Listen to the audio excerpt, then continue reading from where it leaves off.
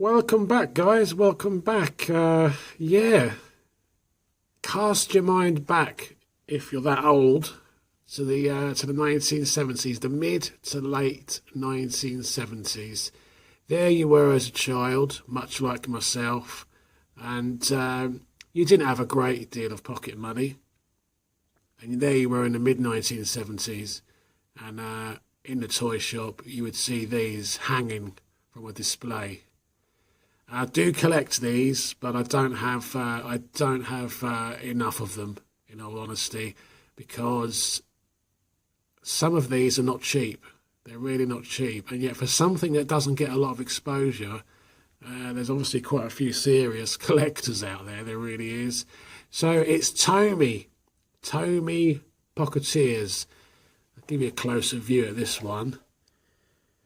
This is the GrandPrix one, or Grandstand one. Now, it's really quite odd because on the official collector's website, it doesn't give a date for this, although I think they're on about the American version. So there's a couple of colour variants, and they did like a horse racing version. So this one still works. It's a little bit tatty, as you can see. What you would do is, there you were as a kid, maybe with your friends, you'd shake it up, because these cars are held on with magnets. You'd give it a quick shake, realign the cars, and then you would choose a car that would win.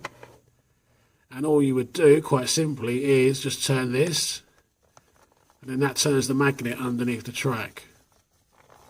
How simple is that? Simple, wholesome fun.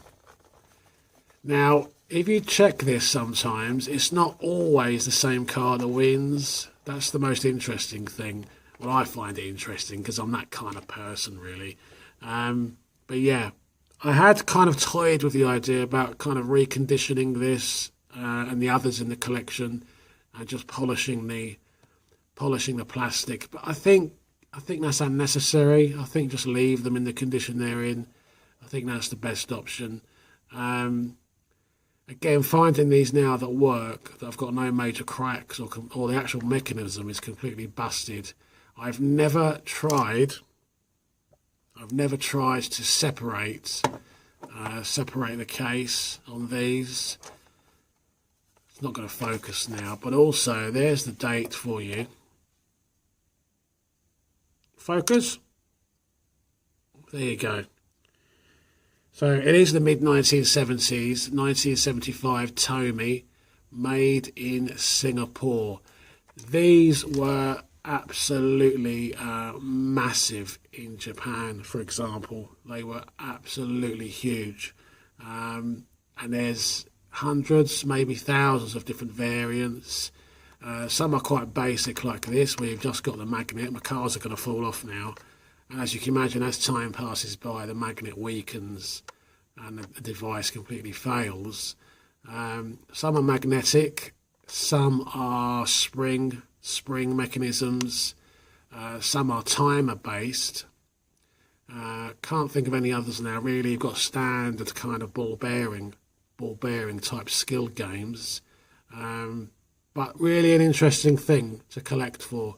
There is one car game that I really want to get back. I had it as a kid, and you have like a little map of a street, a kind of top-down map of all the streets, and you've got one single car, and I've no idea how it works underneath, and you've got one kind of backwards and forwards control and one left and right.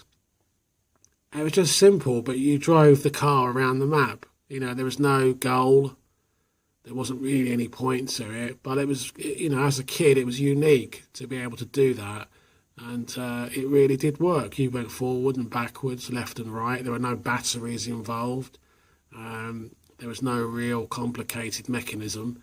And also, this was the kind of, from that period, that era, when if you did have an electric-based game, it was often electromechanical. So it's that kind of crossover period, really.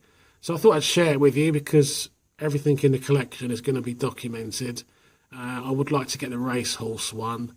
There's quite a few that I need.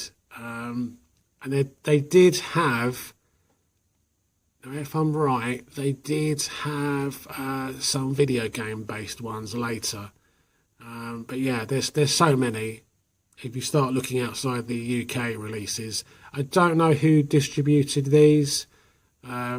Tommy never really did its own distribution, so I'd have to look at one of the boxes to see who did that in the UK and the rest of Europe. But there you go, hours of fun. You and your friends. Who's going to win? Take care of yourselves. Bye bye. Nail some sense into 'em!